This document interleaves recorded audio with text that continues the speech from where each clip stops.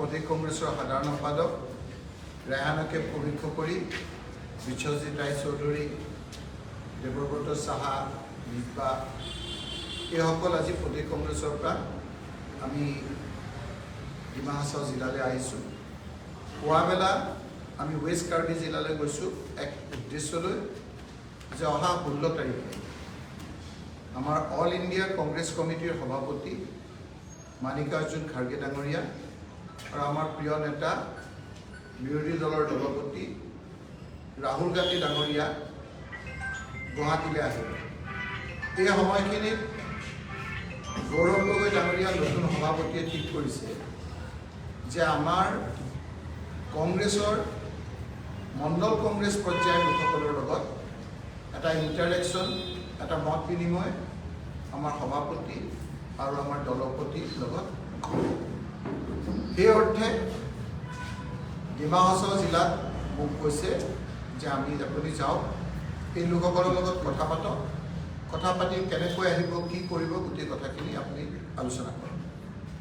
সেইকাৰণে মই ৰাতিপুৱাই আহি প্ৰথমে ৱেষ্ট কাৰ্বি আংলঙলৈ গ'লোঁ আৰু তাৰপিছত ইয়াত আহি আজি উপস্থিত হ'লোঁ। এতিয়া প্ৰায় আপোনাৰ 6:30 বাজিছে। এতিয়াও আমাৰ কংগ্ৰেছ অফিচত মানুহ আহিছে আৰু আপোনালোকে দেখিছে এই সময়খিনিত আমাৰ তাত আলম জামে XEM তেখেতে আহি আমাৰ তাত কংগ্ৰেছ দলত অংশগ্ৰহণ কৰিছে। আমি স্বাগতম জনাইছোঁ। ইয়াত আহি আজি গম পালোঁ যে এটা খুব বৰা এটা ভয় ভাৱ সকলোৰে হৈছে। কিয় হৈছে? ইয়াৰ CM গৰাকীয়ে বিভিন্নজনক ভাবুকি দিয়া আৰম্ভ কৰিছে। এটা ভাইৰেল হৈছে, এজনক কৈছে যে তই যদি আৰু আমাক এনেকৈ কথা কওঁ, তোক আমি গাইড কৰি দিম। CM জনে এনেকৈ ক'লে মানুহে ভয় খায়, কাৰণ তেওঁৰ পাছ ৰেকৰ্ডটো খুব ঠিক নহয়। এনেকুৱা এটা অৱস্থা হৈছে যে তেওঁ SP-ৰ নাম ব্যৱহাৰ কৰিছে।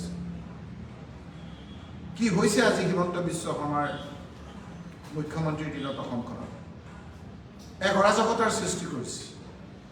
একফালে হিমন্ত বিশ্ব শৰ্মাৰ মুখ্যমন্ত্ৰীয়ে কেৱল পুলিচ দি ৰাজত্ব চলাব বিচাৰিছে, ৰঙা চকু দেখুৱাই মানুহৰ ঘৰ ভাঙি দিব বিচাৰিছে, আৰু আনফালেদি তেওঁ ডিমা হাছাওৰ CM, কাৰ্বি আংলঙৰ CM, আজি সকলোৱে CM-তকৈ তেওঁলোকক হিমন্ত বিশ্ব শৰ্মাৰ ATM বুলি কয়। আজি আপোনালোকে দেখিছে এই জিলাখনৰ এটা সুকীয় ঐতিহ্য আছে। আমাৰ ইয়াত কয় যে যদি পৰিৱেশটো অলপ ভাল থাকে তেতিয়াহ'লে বাহিৰত টুৰিষ্টটো আহিব। এনে যদি ভয় ভীতিৰ এটা প্ৰদৰ্শনৰ এটা পৰিৱেশ কৰি থাকে আৰু হিমন্ত বিশ্ব শৰ্মা ডাঙৰীয়াই এই কথাবিলাকত যদি হাত সাৱটি বহি থাকি নীৰৱ দৰ্শক হয়, তেতিয়া ইয়াৰ মানুহবিলাকৰ অৰ্থনৈতিক অৱস্থাটো বেয়া হৈ যায়।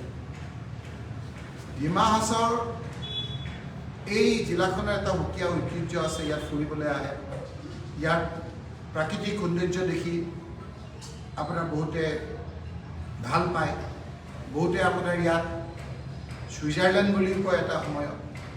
ইয়াত হ'লে মানুহ আহিবৰ কাৰণে মন মেলিব, কিন্তু যি ধৰণৰ এটা পৰিৱেশৰ সৃষ্টি কৰিছে, CM-এ যদি মানুহক গালি শপনি পাৰে, যদি এপাক গাইড কৰি দিয়া বুলি কয়, কংগ্ৰেছ নহয় BJPৰ সতীৰ্থসকলকে তেওঁ ধমকি দিছে, কেবিনেট মন্ত্ৰীকে তেওঁ ধমকি দিছে, মহিলা মন্ত্ৰীকে ধমকি দিছে।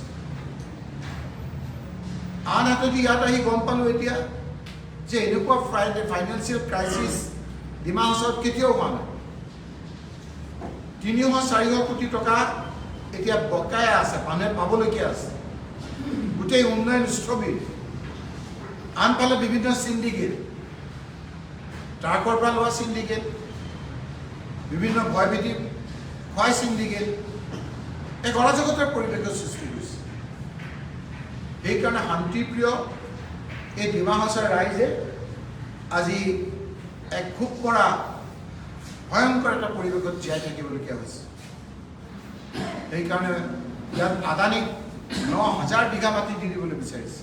1 বিঘা 2 বিঘা 3 বিঘা 4 বিঘা নহয় আৰু হিমন্ত বিশ্ব শৰ্মা ডাঙৰীয়াই নিজেই কৈছে যে মোৰ মন্ত্ৰীয়ে মন্ত্ৰিত্ব যদি যায় তেতিয়াহ'লে কি খাব তাৰমানে তেওঁলোকৰ যে মন্ত্ৰিত্ব যাব সেই কথাটো ধৰি লৈছে 2026ত তেওঁলোকৰ চৰকাৰ যে নাহে সেই কথাটো ধৰি লৈছে আৰু সেইকাৰণে তেখেতসকলে মন্ত্ৰী গ'লে কি চলিব সেই কথাবিলাক এতিয়া চলাৰ ব্যৱস্থা কৰাৰ কাৰণে আদানী আম্বানী এই লোকসকলক আমাৰ মাটিবিলাক দি দিবলৈ ওলাইছে মই মুখ্যমন্ত্ৰী ডাঙৰীয়াক অনুৰোধ কৰিম যে ইয়াত যিটো অডিঅ' ভাইৰেল হৈছে সেই ভাইৰেলৰ ভিত্তিত ইমিডিয়েট কেছ ৰুজু কৰিব লাগে আৰু যিসকলৰ এইটো কৰিছে ইমিডিয়েটলি এইটো আইনগত ব্যৱস্থা লৈ ৰাইজক স্বস্তিৰে নিশ্বাস পেলোৱাৰ এটা ব্যৱস্থা কৰিব লাগে ভয়ভীতি যিটো ভয়ংকৰ পৰিৱেশৰ সৃষ্টি হৈছে সেই পৰিৱেশৰ পৰা পৰিত্ৰাণ দিব